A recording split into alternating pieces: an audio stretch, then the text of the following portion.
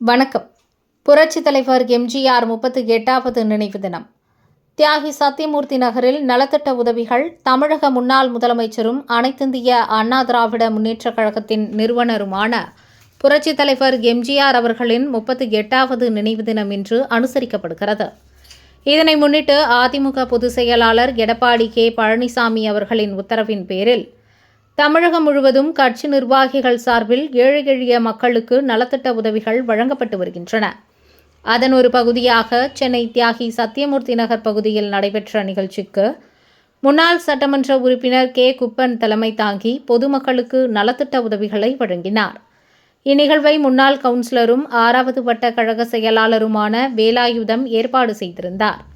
நிகழ்ச்சியின் தொடக்கமாக புரட்சித் தலைவர் எம்ஜிஆர் அவர்களின் திருவுருவப் படத்திற்கு மாலை அணிவித்து மலர் தூவி அஞ்சலி செலுத்தப்பட்டது. தொடர்ந்து அப்பகுதியைச் சேர்ந்த நூற்றுக்கணக்கான ஏழை எளிய மக்களுக்கு உணவுப் பொருட்கள் மற்றும் பெண்களுக்கு புடவைகள் வழங்கப்பட்டன. இந்த நிகழ்வில் அதிமுக முக்கிய நிர்வாகிகள், பகுதி மற்றும் வட்டக்கழக பொறுப்பாளர்கள், கழக தொண்டர்கள் என பெருந்திரளானோர் கலந்து கொண்டு புரட்சித் தலைவருக்கு மரியாதை செலுத்தினர்.